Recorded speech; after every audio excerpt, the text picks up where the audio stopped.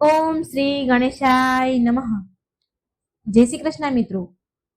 આજે આપણે સાંભળશું હનુમાનજીની કથા.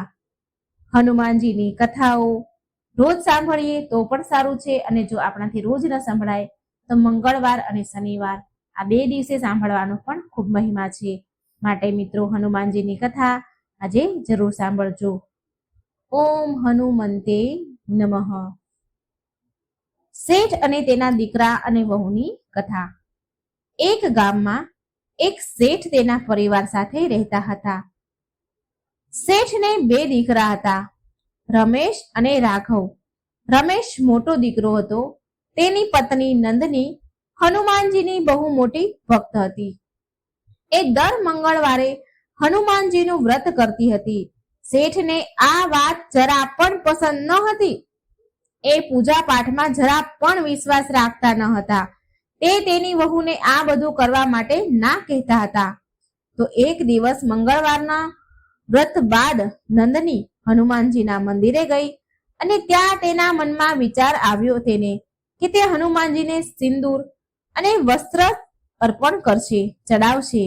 એટલે આ વાત તેને ઘરે આવીને બધાને કહી. તો તેના સસરા શેઠજી છે, એને તો ના કહી દીધી, પરંતુ હનુમાનજીને સિંદૂર ચડાવવા માટે નંદની પાસે થોડા પૈસા બચેલા હતા. તેની પાસે થોડા પૈસા પડ્યા હતા.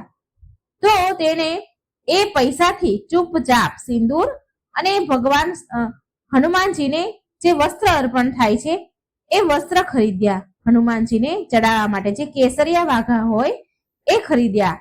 થોડા દિવસ બાદ આ વાત શેઠને ખબર પડી, અને શેઠને તો બહુ ગુસ્સો આવ્યો. ગુસ્સામાં ઘરે આવ્યા, અને તેણે રમેશ અને નંદનીને બહુ જ ખીજાયા, બહુ બોલ્યા, અને ઘરેથી નીકળી જવા માટે કહ્યું.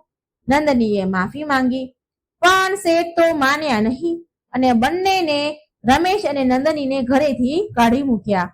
રમેશ અને નંદની ગામની બહાર એક ઝૂંપડીમાં રહેવા લાગ્યા, પરંતુ એની પાસે એ દિવસે કંઈ પણ ખાવા માટે હતું નહીં. એ દિવસે તો બંને ભૂખ્યા જ સૂઈ ગયા. બીજા દિવસે નંદનીનું મંગળવારનું વ્રત હતું. ઘરમાં ખાવાનું કંઈ ન હતું, માટે રમેશે પણ મંગળવારનું વ્રત રાખ્યું. સાંજે બંને હનુમાનજીના મંદિરે ગયા. મંદિરમાં જે પ્રસાદ મળ્યો હતો એનાથી એમણે વ્રત ખોલ્યું. વ્રતના જે પારણા થાય એ કર્યા. રાતમાં બંને સૂઈ ગયા. તો નંદનીને સપનામાં હનુમાનજીએ દર્શન આપ્યા અને કહ્યું કે અહીંથી ઉત્તર દિશામાં એક ગામ છે. ત્યાં ગંગારામ નામના શેઠની એક બંજર સૂકી ખારા પાટની એક ખેતી પડી છે. ત્યાં જઈને ખેતી કરો. આટલું કહીને હનુમાનજી તો અંતર ધ્યાન થઈ ગયા. સવારે નંદનીએ રમેશને આ વાત કહી કે હનુમાનજીએ સપનામાં આવીને આવું કહ્યું. પણ એને સમજાઈ રહ્યું ન હતું કે સૂકી મરુભૂમિ જે હોય, સૂકી ખેતરમાં ખેતી કેવી રીતે થઈ શકે. સવારે હનુમાનજીનો આદેશ માનીને બંને ગંગારામજી શેઠના ઘરે શોધતા ગયા. રમેશે શેઠને બધી વાત કહી. શેઠજી, તમે એ સૂકી ખેતી મને ખેતી કરવા આપો. સૂકું ખેતર મને ખેતી કરવા માટે આપો. મારી પાસે તમને આપવા માટે તો કંઈ નથી, પણ ખેતરમાં જે પાક થશે તો એનો અડધો ભાગ હું તમને આપી દઈશ. શેઠે તેને સમજાવ્યો ઘણો કે એ જમીન વર્ષોથી બંજર પડી છે, સૂકી ખેતી છે, તેમાં કંઈ જ નહીં થાય. પણ રમેશના વિનંતી કરવાથી શેઠ માની ગયા. રમેશે એ દિવસથી તે ખેતર ખેડવાનું શરૂ કરી દીધું. રમેશ એ ખેતરમાં મહેનત કરવા લાગ્યો. દિવસ રાત મહેનત કરવા છતાં પણ ખેતરની જમીન ઉપજાઉ થતી ન હતી. નંદની અમુક ઘરોમાં કામ કરવા જતી હતી. સાંજે ખાવા માટે એને કંઈક મળી રહેતું હતું. જે કામ કરતી હતી ત્યાં વધુ ઘટ્યું મળી જાય, કાં થોડા પૈસા મળી જાય, એનાથી એનું ખાવાનું થઈ જતું હતું. એક દિવસ રમેશ જ્યારે ખેતરમાં હળ ચલાવતો હતો તો તેનું હળ એક જગ્યા પર અટકી ગયું, આગળ ચાલે જ નહીં. તેણે હાથથી ખોદ્યું તો તેમાંથી એક માટલી નીકળી, જેમાં સોનાના સિક્કા ભરેલા હતા. રમેશને સમજાઈ ગયું કે હનુમાનજીએ કેમ તેને આ સૂકી જમીનમાં ખેતી કરવા માટે કહ્યું. રમેશ માટલી લઈને ઘરે આવી ગયો. સાંજે રમેશ અને નંદની મંદિરે ગયા હનુમાનજીના, અને હનુમાનજીના પગમાં માથું મૂકીને બંને ખૂબ રડવા લાગ્યા. ત્યારબાદ રમેશે થોડા સિક્કા વેચ્યા અને થોડા લોકોને, મજૂરોને તેની સાથે કામ કરવા રાખી લીધા અને પૂરું ખેતર ખેડીને પછી એમાં બીજ રોપ્યા, રોપામણ કર્યું. થોડા સમય બાદ પાક તૈયાર થઈ ગયો. પાકનો અડધો ભાગ તેણે શેઠજીને આપી દીધો. ત્યારે શેઠજી બોલ્યા કે તું આ ખેતરને ખરીદી લે, તે બહુ મહેનત કરી છે. રમેશે પછી એ ખેતર ખરીદી લીધું. થોડા સમય બાદ બીજા ખેતરો પણ તેણે ખરીદી લીધા. તેને બહુ પ્રગતિ કરી, ખૂબ પૈસો કમાયો. એ જ ગામમાં તેણે બહુ મોટું મકાન બનાવ્યું અને તેમાં મોટું હનુમાનજીનું મંદિર પણ બનાવ્યું. રમેશ હવે માત્ર હિસાબ કિતાબ જોતો હતો. નોકરો ખેતરમાં કામ કરતા હતા. આ બાજુ શેઠ પર હનુમાનજીનો પ્રકોપ ઉતર્યો. શેઠના ઘરે ચોરી થઈ ગઈ. એના ખેતરો સુકાઈ ગયા, બંજર થઈ ગયા. શેઠ અને તેનો નાનો દીકરો એ જ ગામમાં આવ્યા જ્યાં રમેશ રહે છે અને રમેશ પાસે કામ માંગવા લાગ્યા. રમેશે જ્યારે એના પિતાને અને એના ભાઈને જોયા તો તે તેના પિતાના પગમાં પડી ગયો, પગે લાગ્યો. શેઠે તેને બધી જ વાત કરી. પછી રમેશે પૂરા પરિવારને તેને ત્યાં તેના ઘરે રાખી લીધા અને તેનો પૂરો પરિવાર મંગળવારનું વ્રત કરવા લાગ્યા અને હનુમાનજીની ભક્તિ કરવા લાગ્યા. હે બજરંગબલી, આવી જ રીતે તમારા ભક્તો પર તમે કૃપા વરસાવજો. હનુમાનજી અને ગરીબ બાળકની કથા. જય બજરંગબલી. મિત્રો, આજે આપણે હનુમાનજીની કૃપાની એક સાચી કહાની સાંભળશું. એક છોકરો હતો. જ્યારે એ 5 વર્ષનો હતો ત્યારે તેના પિતાનું મૃત્યુ થઈ ગયું હતું. આજે એ વાતને ઘણા વર્ષ વીતી ગયા હતા. એ છોકરો હનુમાનજીનો પરમ ભક્ત હતો અને દર મંગળવારે તેની મા સાથે હનુમાનજીના મંદિરે જતો હતો. અચાનક તેની માતાની રાત્રે તબિયત બગડી ગઈ. એની મા દર્દથી બીમારીમાં તડપી રહી હતી અને એ છોકરાથી એની માની પીડા આવી દશા જોવાતી ન હતી. તેને એ સમયે કંઈ જ સમજાઈ રહ્યું ન હતું કે આ શું થાય છે, હું શું કરું. એ છોકરો ગભરાઈ ગયો. તેણે તરત જ હનુમાનજીને પ્રાર્થના કરવાની શરૂ કરી દીધી અને તેણે હનુમાનજીને કહ્યું કે જો મારી માની તબિયત સારી થઈ જશે તો સવારે 5 વાગે હું ગાડા પગે ચાલીને તમારા મંદિરે દર્શન કરવા માટે આવીશ. પ્રાર્થના કર્યા બાદ ચમત્કાર રૂપથી જોયું કે તેની માને થોડું સારું લાગવા લાગ્યું, આરામ મળ્યો અને તેને ઊંઘ પણ આવી ગઈ. પછી એ છોકરો સવારે 4 વાગે ઉઠીને પાડોશમાં રહેનારા તેના મિત્રના ઘરે ગયો અને તેને પણ મંદિર જવા માટે કહ્યું, કારણ કે તેનો મિત્ર પણ હનુમાનજીને માનતો હતો. હનુમાનજી પર તેને ખૂબ શ્રદ્ધા, વિશ્વાસ હતો, માટે એ પણ ચાલીને જવા માટે તૈયાર થઈ ગયો. પછી બંને નાઈ ધોઈને હનુમાનજીના મંદિરે જવા તૈયાર થઈ ગયા. જ્યારે એ બંને હનુમાનજીના મંદિરથી લગભગ 2 કિલોમીટર દૂર હતા ત્યારે અચાનક તેની સામે એક પંજાદાર, ભરાવદાર વ્યક્તિ આવી ગયો. એ જોવામાં બહુ ઊંચા કદના હતા. આમ જે લોકો હોય એનાથી એકદમ અલગ હતા. તેના મુખ પર અલગ તેજ હતું, ઊંચી કાઠી કદના હતા. એ ચાલતા ચાલતા એ છોકરાના નજીક આવ્યા અને પાસે આવીને વ્યક્તિ બોલે છે. જરા વિચારો મિત્રો, એ વ્યક્તિએ શું કહ્યું હશે? તો એ વ્યક્તિએ કહ્યું, છોકરાઓની પાસે જઈને કહ્યું કે જય શ્રી રામ. એટલે એ બંને છોકરાઓ પણ બોલ્યા જય શ્રી રામ. અને પછી એ તેની પાસેથી ચાલતા ચાલતા આગળ નીકળી ગયા બંને છોકરા. તે વ્યક્તિનો પ્રભાવ કંઈક એવો હતો કે એ છોકરાઓ પાછળ વળીને જોવા માટે પોતાને રોકી ન શક્યા અને એ બંનેએ તરત પાછું વળીને જોયું તો પાછળ કોઈ પણ ન હતું. પછી તેમણે હનુમાનજીના દર્શન કર્યા મંદિરે જઈને અને પછી પાછા ઘરે આવી ગયા અને તેમણે એ ઘટનાને ફરી યાદ કરી તો એ બંનેને સમજાઈ ગયું કે હનુમાનજીના દર્શન તો એ રસ્તામાં જ કરી ચૂક્યા હતા. જે વ્યક્તિ એમને મળ્યા હતા પંજાદાર, એ ખુદ હનુમાનજી જ હતા. મિત્રો, હનુમાનજીનો મહિમા અપરંપાર છે. હનુમાનજી તેના ભક્તોની બધી જ તકલીફ, સંકટ દૂર કરે છે અને તેમની સહાયતા કરવા માટે હંમેશા આવે છે. હે હનુમાનજી, હે સંકટ મોચન દેવ, જેમ તમે એ છોકરાની મદદ કરી, દર્શન આપ્યા, તેવા જ આ કથા સાંભળનાર, કહેનાર, હોકારો ભરનાર બધાને જ દર્શન આપજો અને સહાય પણ કરજો. જય બજરંગબલી, જય હનુમાન. હનુમાનજીનો જન્મ ત્રેતા યુગમાં માતા અંજનીના પુત્રના રૂપમાં ચૈત્ર પૂર્ણિમાના શુભ દિવસે થયો હતો. શ્રી હનુમાનજીના અનેક નામો છે, પરંતુ પ્રચલિત નામોની સંખ્યા વ્યાખ્યા કંઈક આવી છે. જેમ કે માતા અંજનીના પુત્ર હોવાને કારણે અંજની પુત્ર નામથી ઓળખાય છે. પહેલાના જમાનામાં સંતાનો માતાના નામ કુળથી પણ ઓળખાતા હતા. કપિરાજ શ્રી કેસરીના પુત્ર હોવાથી કેસરી નંદન કહેવાયા. ભગવાન શંકરના 11મા રુદ્ર અવતાર છે, એટલા માટે રુદ્ર અવતાર પણ કહેવાયા. શંકર સુવન કહેવાયા. શ્રી પવનદેવ હનુમાનજીના પાલક પિતા છે. હનુમાનજીને ઉડવાની શક્તિ પ્રદાન કરી છે, એટલા માટે હનુમાનજીને એક નામ પવન પુત્ર પણ મળ્યું છે. જ્યારે શ્રી હનુમાનજીને ભૂખ લાગી ત્યારે સૂર્યદેવને લાલ ફળ સમજીને ગ્રહણ કરવા લાગ્યા. ત્યારે ઇન્દ્રદેવે સૂર્યદેવની રક્ષા કરી હનુમાનજીની દાઢી પર હનુ જેને કહેવાય છે તેના પર પ્રહાર કર્યો હતો. પછી બ્રહ્મદેવના કહેવાથી ઇન્દ્રદેવે હનુમાનજીને વરદાન સહિત હનુમાનને નામ આપ્યું અને ત્યારથી જ હનુમાન કહેવાયા. શ્રી સૂર્યદેવ પણ આ બાળકને હનુમાનજીને શસ્ત્ર સમર્થ બનાવ્યા અને જ્ઞાન પ્રાપ્ત કરાવ્યું. સૂર્યદેવ હનુમાનજીના ગુરુ છે.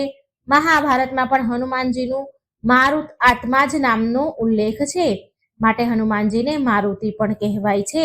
અન્ય એક પ્રચલિત હનુમાનજીનું નામ છે બજરંગબલી. આ શબ્દ બજરંગબલીનો અપભ્રંશ છે, એટલે કે વ્રજ સમાન શક્તિ હોય તેવા બજરંગબલી. બજરંગબલી શ્રી હનુમાનજી રામજીના પ્રિય ભક્ત હતા, એ સ્વયં શ્રી રામે જ કહ્યું છે, માટે હનુમાનજીનું એક નામ રામ ભક્ત પણ છે. શ્રી સીતાજીને અશોકવનમાં હનુમાનજીને વરદાન આપ્યું હતું કે હનુમાનજી આપને અષ્ટસિદ્ધિ નવનિધિ પ્રાપ્ત થશે, માટે હનુમાનજીનું એક નામ અષ્ટસિદ્ધિ નવનિધિના દાતા તરીકે પણ જાણીતું છે. દર્શક મિત્રો, હનુમાનજીના પરચાનો કોઈ પાર નથી, જે કહી શકાતા નથી. ભગવાન શ્રી હનુમાનજીની કથા પણ ખૂબ જ નિરાળી છે. તો ચાલો મિત્રો, આપણે સાંભળીએ હનુમાનજીના પાવનકારી કથા, શ્રી હનુમાનજીના જન્મની કથા. બોલો સંકટ મોચન હનુમાન મહારાજની જય. ભગવાન શંકર માતા પાર્વતી સાથે કૈલાસના એક ઉત્તમ શિખર પર બિરાજમાન હતા.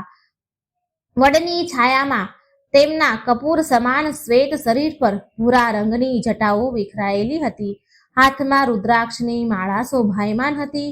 ગળામાં સાપ અને સામે નંદી બેઠેલા હતા. ભગવાન શિવના સહચરો અને અનુચરો ત્યાંથી થોડેક દૂર પરસ્પર વિવિધ પ્રકારની ક્રીડાઓમાં પૂરવાયેલા હતા.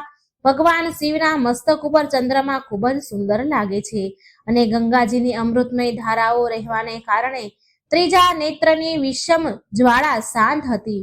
લલાટ પરથી ભસ્મ અત્યંત શોભાયમાન જણાતી હતી. એકાએક રામ રામ કહેતા ભગવાન શિવ પોતાની સમાધિનો ભંગ કર્યો. માતા પાર્વતીએ જોયું કે ભગવાન મહાદેવ એક અપૂર્વ ભાવથી તેમની તરફ જોઈ રહ્યા છે. પાર્વતી માતા ભોલેનાથ સામે ઊભા થઈ ગયા અને હાથ જોડીને કહેવા લાગ્યા, હે ભગવાન, આ સમયે હું તમારી શું સેવા કરું? શું તમે મને કંઈ કહેવા માંગો છો? ત્યારે ભગવાન ભોળાનાથ કહે છે કે પ્રિયે, આજે મારા મનમાં એક ઘણો જ શુભ સંકલ્પ થઈ રહ્યો છે. હું મનમાં વિચારી રહ્યો છું કે હું જેમનું નિરંતર ધ્યાન કરું છું, જેમના નામોનું રટણ કરીને ગદગદ થતો રહું છું, જેમના વાસ્તવિક સ્વરૂપનું સ્મરણ કરીને હું સમાધિસ્થ થઈ જાઉં છું, તે જ મારા ભગવાન, તે જ મારા પ્રભુ અવતાર લઈને સંસારમાં આવી રહ્યા છે. બધા દેવતાઓ તેમની સાથે અવતાર લઈને તેમની સેવામાં સુયોગ પ્રાપ્ત કરવા ઈચ્છે છે. તો પછી હું શા માટે વંચિત રહું? પણ ત્યાં જવા માંગુ છું હું પણ, અને મારા પ્રભુની સેવા કરીને યુગ યુગની ઝંખના પૂર્ણ કરવા માંગુ છું અને પોતાના જીવનને સફળ બનાવવા માંગુ છું. ભગવાન શિવની આવી વાત સાંભળીને માતા પાર્વતી તરત જ વિચારવા લાગ્યા. તેમના મનમાં બે પ્રકારના ભાવ અનુભવતા હતા. એક તો એકે મારા સ્વામીની અભિલાષા પૂર્ણ થઈ જઈ રહી છે, અને બીજું કે એમનાથી મારો વિયોગ ન થવો જોઈએ. માતા પાર્વતીએ તુરત જ વિચારીને પ્રભુને કહ્યું, હે સ્વામી, તમારો સંકલ્પ ખૂબ જ સુંદર છે. જેમ હું મારા ઈષ્ટદેવની એટલે કે તમારી સેવા કરવા ઈચ્છું છું, તેવી જ રીતે તમે પણ પોતાના ઈષ્ટદેવની સેવા કરવા ઈચ્છો છો. તમે કૃપા કરીને મને એવી શક્તિ આપો કે મારું હૃદય તમારા સુખમાં જ પોતાનું સુખ માને. બીજી પણ એક વાત છે કે પ્રભુનો અવતાર આ વખતે રાવણના નાશ કરવા માટે થઈ રહ્યો છે. રાવણ તમારો મોટો ભક્ત છે. તેણે તો પોતાનું મસ્તક સુદ્ધા તમને ચડાવ્યું છે. આવી સ્થિતિમાં તમે તેને મારવાના કામમાં કેવી રીતે મદદ કરશો? આ સાંભળીને ભગવાન ભોલાનાથ હસવા લાગ્યા અને કહ્યું, દેવી, તમે અત્યંત ભોળા છો. આમાં વિયોગની તો કોઈ વાત જ નથી. હું એક રૂપમાં અવતાર લઈને પ્રભુની સેવા કરીશ અને બીજા રૂપમાં તમારી સાથે રહીને તેમની લીલાઓ બતાવીશ અને જે તે સમયે તેમની પાસે જઈને તેમની સ્તુતિ પ્રાર્થના કરીશ. હવે રહી તમારી બીજી વાત, તો એમાં તો જેમ રાવણ મારી ભક્તિ કરે છે તેવી જ રીતે તેણે મારા એક અંશની અવગણના પણ કરી છે. તમે તો જાણો છો કે 11 સ્વરૂપોમાં હું રહું છું.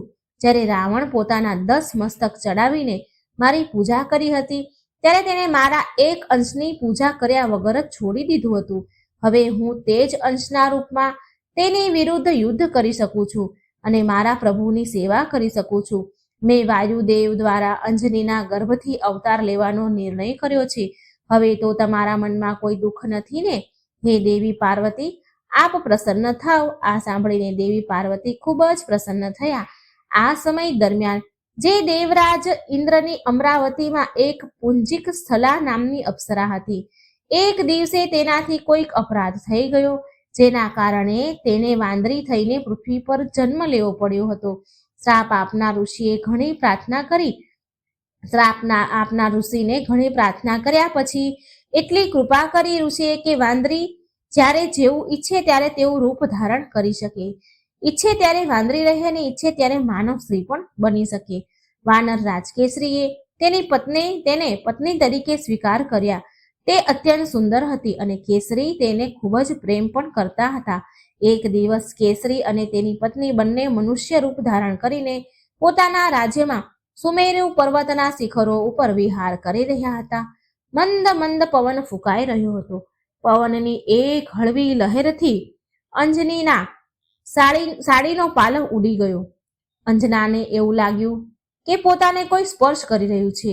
તેઓ પોતાના વસ્ત્રને સંભાળતા અલગ ઊભા રહી ગયા અને ક્રોધમાં આવી બોલ્યા, આવો દુષ્ટ કોણ છે જે મારા પતિવ્રતા ધર્મને નષ્ટ કરવા ઈચ્છે છે?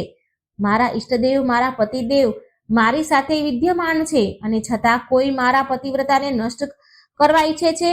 હું તેને હમણાં જ શ્રાપ આપીશ અને ભસ્મ કરી નાખીશ.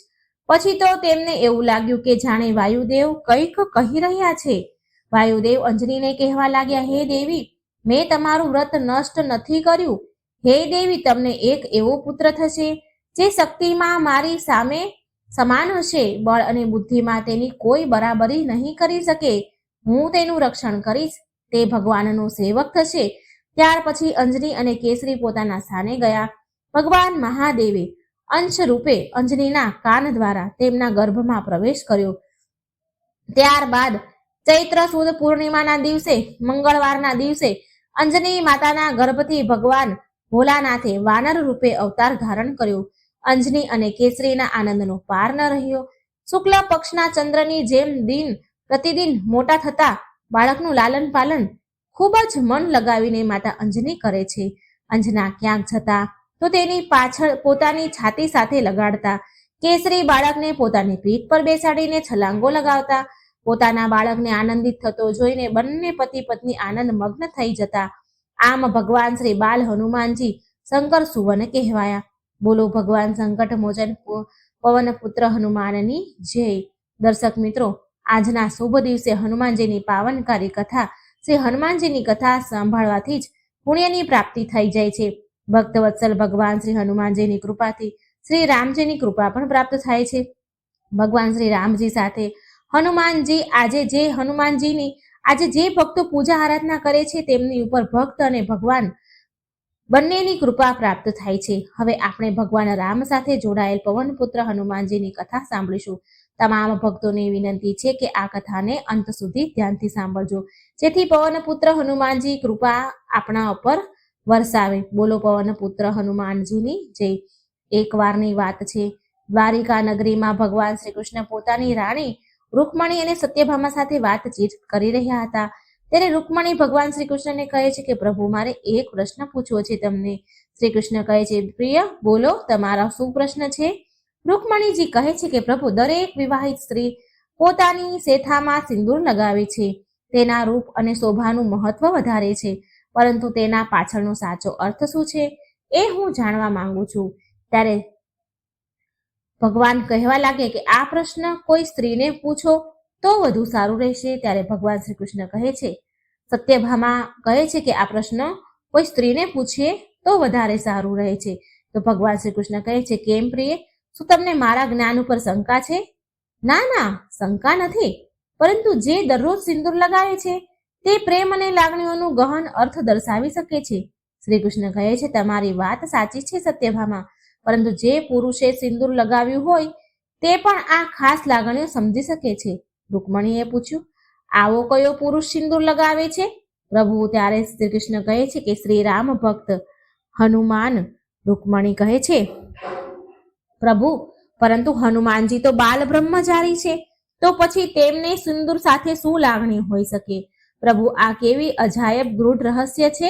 ત્યારે ભગવાન કૃષ્ણ કહે છે કે દેવી, શ્રી રામ અને માતા સીતાના વનવાસ પૂર્ણ થયા પછી તેઓ અયોધ્યામાં પાછા આવ્યા. એક દિવસ માતા સીતા શ્રૃંગાર કરી રહ્યા હતા, ત્યારે હનુમાનજી તેમની પાસે બેસી તેમને જોઈ રહ્યા હતા. માતા સીતાને પૂછ્યું હનુમાનજીએ કે કેમ તમે મારી પાસે બેઠેલા છો? માતા સીતા કહે છે કે હનુમાનજી, તમે અહીં કેમ બેઠા છો મારી પાસે? સામાન્ય રીતે તો તમારું ધ્યાન શ્રી રામના ચરણોમાં જ હોય છે. શું તમે કોઈ પ્રશ્નમાં મૂંઝાયા છો? હનુમાનજી કહે છે, હા માતા, હું એક દુવિધામાં ફસાઈ ગયો છું. મેં જોયું છે કે દરેક વ્યક્તિ પ્રભુ શ્રી રામને પ્રસન્ન કરવા માટે ભેટ આપે છે, પણ હું તમને શું ભેટ આપું જે તમને પ્રસન્ન કરે? માતા સીતાએ જવાબ આપ્યો, પુત્ર, પ્રભુ શ્રી રામને કોઈ વસ્તુમાં મોહ નથી. તેઓ માટે સંસારની દરેક વસ્તુ સમાન છે. તેમને સર્વ વસ્તુઓ પ્રસન્ન કરી શકે છે. હનુમાનજી પૂછે છે, માતા, તમે આ સિંદૂર શા માટે લગાવો છો? માતા કહે, આ સુહાગણની નિશાની છે. હું શ્રી રામની લાંબી આયુષ્યની કામના કરી સિંદૂર લગાવું છું. આથી તમારા પ્રભુ અને મારા પતિ શ્રી રામનું આયુષ્ય વધશે. હનુમાનજી આ વાત સાંભળીને કહે છે, માતા, તો સિંદૂર પ્રભુને પ્રસન્ન કરવા માટે મહત્વમ છે. હનુમાનજી માતા સીતાથી વિદાય લે છે અને થોડા સમય પછી તે પોતાના શરીર ઉપર સિંદૂર લગાવી માતા સીતાની સમક્ષ આવે છે. માતા આશ્ચર્યથી પૂછે છે કે હે પુત્ર, તમે આ શું કર્યું? હનુમાનજીએ જવાબ આપ્યો, માતા, મેં પણ મારા પ્રભુ શ્રી રામની લાંબી આયુષ્ય માટે સિંદૂર લગાવ્યું છે. હવે તેમના ઉપર પણ કોઈ સંકટ નહીં આવી શકે. પુત્ર હનુમાન, તમે કેટલા ભોળા છો. હનુમાનજી કહે છે, માતા, હવે તો પ્રભુ શ્રી રામ મારા ઉપર જરૂર પ્રસન્ન થશે. માતા સીતાએ કહ્યું, નિશ્ચિત રૂપે. માતા સીતાની આજ્ઞા મેળવીને હનુમાનજી તે જ રૂપે શ્રી રામના દરબારમાં પહોંચ્યા. શ્રી રામ તેમના દરબારમાં વિશેષ ચર્ચા કરી રહ્યા હતા. ત્યાં જ જય શ્રી રામ કરતા કરતા હનુમાનજી તેમની સમક્ષ પહોંચ્યા. હનુમાનજીના આ રૂપને જોઈ દરબારમાં બેઠેલા લોકો હસવા લાગ્યા. એમનામાંથી એક વ્યક્તિ કહે છે કે અરે હનુમાન, આ તમે શું કરી આવ્યા છો? દરબારમાં આવતા પહેલા નાવું પણ યોગ્ય ન સમજ્યું તમે? શું આ છે? આ શું છે? સિંદૂર. હનુમાનજી બોલે છે, હા, આ મેં મારા પ્રભુ માટે લગાવ્યું છે. લોકો હસવા લાગે છે. પ્રભુ માટે પણ આ સિંદૂર? અને પ્રભુ શ્રી રામ વચ્ચે શું સંબંધ હોઈ શકે? મને લાગે છે કે હનુમાનજી ઉપર ગુલાલની બોરી પડી ગઈ છે. હવે આ જ કારણ હશે કે હનુમાનજી એવા બહાના આપી રહ્યા છે. કેમ હનુમાનજી, સાચું બોલી રહ્યા છીએ ને અમે? શ્રી રામજી હસીને કહે છે, હનુમાન, આ તમે શું કર્યું? હનુમાનજી કહે છે, પ્રભુ, આ રૂપ મેં ખાસ તમારા માટે જ ધારણ કર્યું છે. આજે હું માતા પાસે બેઠેલો હતો. તેઓ તેમની માંગમાં ચૂટકીભર સિંદૂર લગાવી રહ્યા હતા. તે વખતે મેં તેમને આ સિંદૂરનું મહત્વ પૂછ્યું હતું. તેઓએ કહ્યું કે આ સિંદૂર તમારી લાંબી આયુષ્ય માટે લગાડું છું. તેમણે એમ પણ કહ્યું કે આ ચૂટકીભર સિંદૂરથી તમારી આયુષ્ય વધે અને તે જોઈને તમે પ્રસન્ન થાવ છો. હનુમાનજી આગળ કહે છે, પછી મેં વિચાર્યું કે જો ચૂટકીભર સિંદૂરથી તમારી આયુષ્ય વધે તો તમારા માટે મેં સિંદૂર આખા શરીર પર લગાવી દીધું છે. હવે તમે ચિરંજીવી બની જશો અને મને જોઈને તમે એટલા પ્રસન્ન થશો કે મને તમારા હૃદયથી લગાવી દેશો તમે. હનુમાનજીનો આ ભક્તિભાવ અને ભોળપણ જોઈને શ્રી રામ ભગવાન પોતાને રોકી ન શક્યા. તેમણે ઊભા થઈને હનુમાનજીને પોતાના હૃદયે લગાવી લીધા. આ જોઈ દરબારમાં બેઠેલા તમામ લોકો આશ્ચર્યચકિત થઈ ગયા. પ્રભુ કહે છે કે હવે કોઈ પણ સંકટ મને સ્પર્શ પણ નહીં કરી શકે. હનુમાન, તું મારી સાથે છે એટલે કોઈ સંકટ મારી પાસે આવી નહીં શકે, કારણ કે તું સંકટ મોચન છે. હનુમાન, તારું હૃદય એટલું કોમળ છે કે હૃદયમાં મારા માટે આટલો સ્નેહ જોઈને મારે આભારી બની જવું પડે છે. પુત્ર, આજે મંગળવાર છે. મંગળવારે તે જે મારા માટે આ મંગલ કામના કરી છે તે માટે હું તને વચન આપું છું કે આગળના સમયમાં જે પણ ભક્ત મંગળવારે તારા આ સિંદૂરવાળા રૂપના દર્શન કરશે, હું તે ભક્ત માટે તેટલો જ કૃપાળુ થઈ જઈશ. ભક્તો, આ છે સિંદૂરનું મહત્વ, જેને હનુમાનજીએ પણ સારી રીતે સમજાવ્યું છે. પ્રભુ આગળ કહે છે કે એક મહત્વની વાત પણ એ છે કે વિવાહિત સ્ત્રીના માંગનું સિંદૂર એ તેના સ્વામી પ્રત્યેના સમર્પણનું પ્રતીક છે. જ્યારે હનુમાનજીએ પોતાના દેહ પર સિંદૂર લગાવી તેમના સમગ્ર ભક્તિભાવને મારા ચરણોમાં મૂક્યો છે. બોલો ભગવાન શ્રી રામચંદ્રની જય. બોલો સંકટ મોચન હનુમાનની જય. દર્શક મિત્રો, હવે આપણે બીજી કથા સાંભળીશું. એક સમયની વાત છે. હનુમાનગંજ નામનું ગામ હતું. આ ગામમાં ત્રિલોકીનાથ નામનો એક વ્યક્તિ રહેતો હતો. તેનું આ દુનિયામાં હનુમાનજી સિવાય બીજું કોઈ જ ન હતું. ત્રિલોકીનાથ હનુમાનજીના ખૂબ જ મોટા ભક્ત હતા. તે દરરોજ હનુમાનજીની પૂજા કરતા અને હનુમાનજીને પોતાના મિત્ર, પિતા અને ગુરુ એમ બધું જ માનતા. એક દિવસ કોઈએ ત્રિલોકીનાથને પૂછ્યું, અરે ત્રિલોકીનાથ, તમે આટલા વહેલા ક્યાં જાઓ છો? ત્યારે ત્રિલોકીનાથે કહ્યું, ભાઈ, હું હનુમાનજીના મંદિરમાં જઈ રહ્યો છું. તેમની પૂજા કરીને જ હું દિવસની શરૂઆત કરું છું. સારી વાત છે, ચાલો તો પછી પૂજા કરીએ. આવો, પછી મળીશું. એમ કહેતા તે જઈ રહ્યા હતા. ત્રિલોકીનાથ મંદિરે પહોંચે છે અને મંદિર સાફ કરવા માંડે છે. હે પ્રભુ, અહીં કેટલી ગંદકી છે. કોઈ આ મંદિર સાફ જ કરતું નથી. જોને, હું ન હોઉં તો આ મંદિરનું શું થશે? પછી તે કહે છે કે પ્રભુ, તમે મોટા ચમત્કાર કરી શકો છો તો અહીં પણ થોડો ચમત્કાર કરી દો ને. પણ નહીં, તમે જાણો છો કે ત્રિલોકનાથ આવશે અને આ મંદિરની સફાઈ કરશે. તમે કોઈ ચમત્કાર નહીં કરો, તમે જાણો છો ને. મંદિરમાં હનુમાનજી સાથે વાતો કરતા તે સફાઈ કામ પૂરું કરે છે. બાદમાં તે હનુમાનજીની આરતી કરે છે અને શાંતિથી બેસીને હનુમાનજીનું ધ્યાન કરવા લાગે છે. આ સમયે ત્રિલોકીનાથ ધ્યાનમાં એક અજીબ દ્રશ્ય જુએ છે. હનુમાનજી દોરીથી બંધાયેલા છે. હનુમાનજી કહે છે, ત્રિલોકીનાથ, મને અહીંથી મુક્ત કરો. હું અહીં બંધાયેલું છું, મને બહાર કાઢો. ત્રિલોકીનાથ અંતર્મનની ચિંતા અનુભવે છે અને વિચારે છે કે હનુમાનજી મારી પાસે મદદ માંગે છે. પણ પછી તે મનમાં કહે છે, ના ના ના, આ તો મારો વહેમ છે. એમ વિચારીને મંદિરની બહાર જાય છે. એના મનમાં તે ખ્યાલ ફરી પાછો આવે છે. ત્રિલોકીનાથ રસ્તામાં રઘુનાથને મળે છે. રઘુનાથ એને પૂછે છે કે ત્રિલોકીનાથ, શું થયું? મંદિરની પૂજા કરી આવ્યા છો, પણ તમારું મન શાંત નથી લાગતું. મનમાં કંઈક ઉથલ પાથલ ચાલી રહી છે કે શું? ત્રિલોકીનાથ કહે છે, હા ભાઈ, હું શું કહું?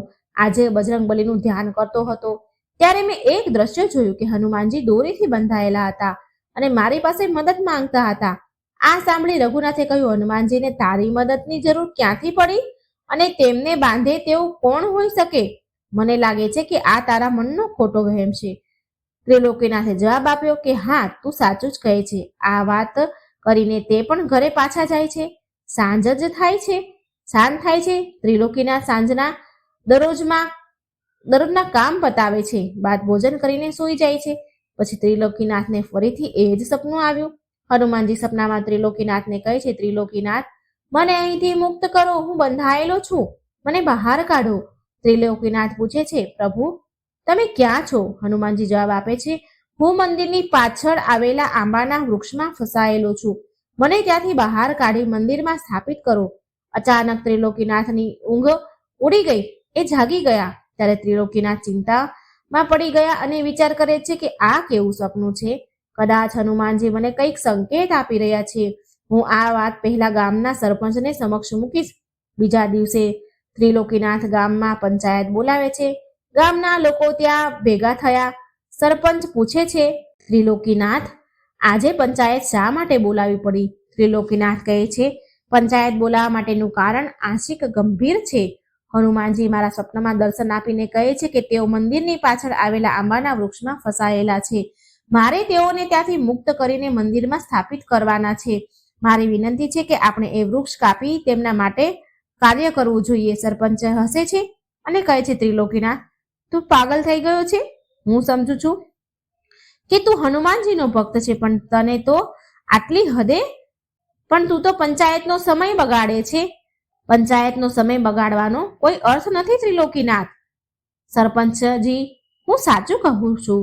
એકવાર એ વૃક્ષ કાપીને જોવું જ જોઈએ. સરપંચ ગુસ્સે થયા છે અને જવાબ આપે છે કે ત્રિલોકીનાથ, તો આટલી મૂર્ખ વાતો કઈ રીતે કરી શકે? તેની અમે કલ્પના પણ નહોતી કરી શકી. આવી મૂર્ખ જેવી વાતો ન કર. અમને કલ્પના પણ નથી કે તું આવું કહીશ, તું આવું પાગલ પણ કરીશ. સરપંચ ગુસ્સે થઈને કહે છે, જાઓ જાઓ, ઘરે જાઓ અહીંથી. આજની સભા અહીં પૂર્ણ થાય છે. તથા સરપંચે ત્રિલોકીનાથને કડક શબ્દોમાં વૃક્ષ કાપવા પર પ્રતિબંધ લગાવી દીધો. ત્રિલોકીનાથ ઉદાસ થઈ મનથી ઘરે પાછા ફર્યા, પોતાના ઘરે જવા લાગ્યા. ત્યારે રઘુનાથ તેની પાસે આવ્યો અને ખભા ઉપર હાથ મૂકીને કહ્યું, ત્રિલોકીનાથ, ચિંતા ન કર. આ બધું તારા મનનો એક વહેમ છે. આના પર વધુ ધ્યાન ન આપ. અરે, તે આંબાનું વૃક્ષ તો સરપંચજીનું છે અને તેમાંથી કેટલાય ફળ મળે છે તેને. તેઓ તારી વાત પર એ વૃક્ષ કાપશે નહીં, તારી વાત માનશે નહીં. વધુ વિચાર ન કર, આરામ કર, બધું સારું થઈ જશે. આમ કહી રઘુનાથ ત્યાંથી ચાલ્યા ગયા. છતાં પણ ત્રિલોકીનાથના મનને શાંતિ ન મળી. તે હજુ પણ વ્યાકુળ જ હતા. તે અચાનક વિચારે છે કે મારે સરપંચજીની વાત માનવી જોઈએ અને કોઈનું વિચારવું જ જોઈએ. હનુમાનજીએ મારી પાસે મદદ માંગી છે, તેઓ મારો આશરો માંગે છે. કોઈ સાથ ન આપે તો પણ હું તેમને મદદ કરીશ. ત્રિલોકીનાથ કોઈનું પણ સાંભળતો નથી. તેઓ એક કુહાડી લઈ વૃક્ષ કાપવા માટે નીકળી જાય છે. મંદિરની પાછળ તે બજરંગબલીનું નામ લઈને વૃક્ષ પર કુહાડી મારી દે છે. તે ઝાડ કાપતો હતો ત્યારે ગામના એક માણસે તેને જોઈ લીધો અને તે તત્કાલ ગામના બધાને વાત કહેવા માંડ્યો. બધા એક સાથે ત્યાં ગામના લોકો ભેગા થયા. ત્રિલોકીનાથ ઝાડ કાપતા કહે છે કે, જય બજરંગબલી, પ્રભુ તમારા માટે કોઈ મદદ ન કરે તો હું શું કરું, પણ હું તમારી મદદ કરીશ. હું તમને આ વૃક્ષમાંથી ચોક્કસ બહાર કાઢીશ. સરપંચજી ત્રિલોકીનાથના કાર્યને જોઈ ગુસ્સે થયા. ત્રિલોકીનાથ, તું કેમ આટલી મૂર્ખતા કરે છે? તારા પાગલપણા માટે તે મારું આટલું સુંદર વૃક્ષ કાપી નાખ્યું. પંચાયત દરમિયાન મેં પહેલેથી જ તને કહ્યું હતું ને કે કોઈ પણ વૃક્ષ કપાશે નહીં. તું દુનિયાનો સૌથી મોટો મૂર્ખ માણસ છે. મેં આ દુનિયામાં તારા જેટલો મૂર્ખ કોઈ નથી જોયો. ત્રિલોકીનાથ કહે છે, ભાઈઓ, હું સાચું કહું છું. હનુમાનજી મારા સ્વપ્નમાં આવ્યા હતા અને આ વૃક્ષને કાપવાનું કહ્યું હતું.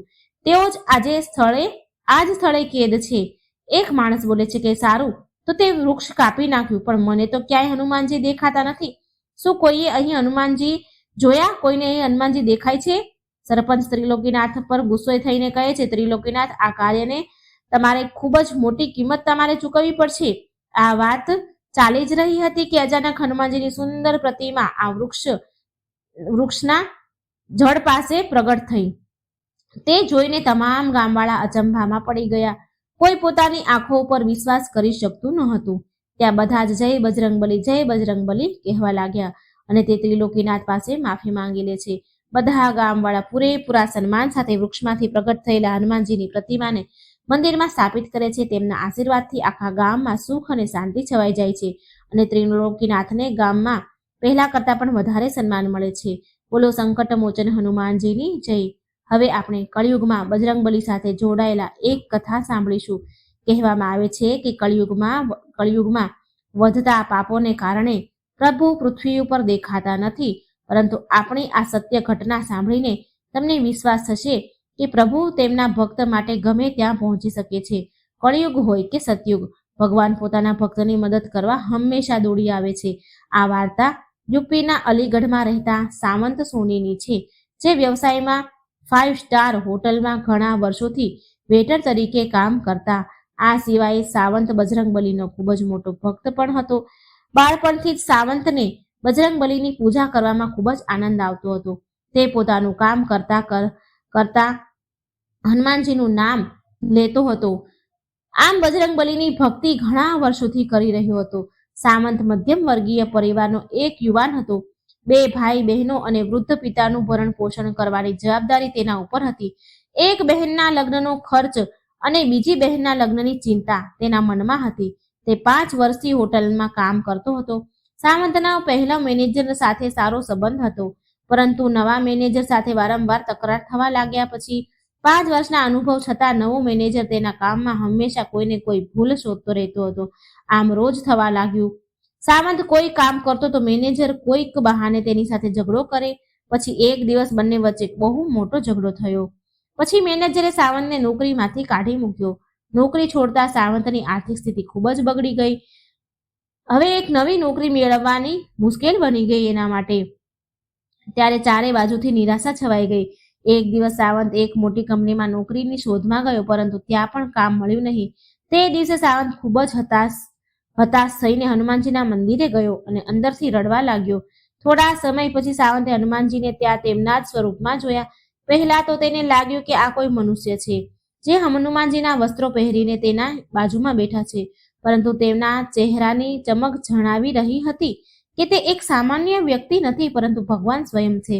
આ પછી હનુમાનજીએ પૂછ્યું, દીકરા, તું આટલો બધો દુઃખી કેમ છે? હું જાણું છું કે તારી પાસે ના તો નોકરી છે કે ના પૈસા, પરંતુ તને મારા પર વિશ્વાસ છે ને?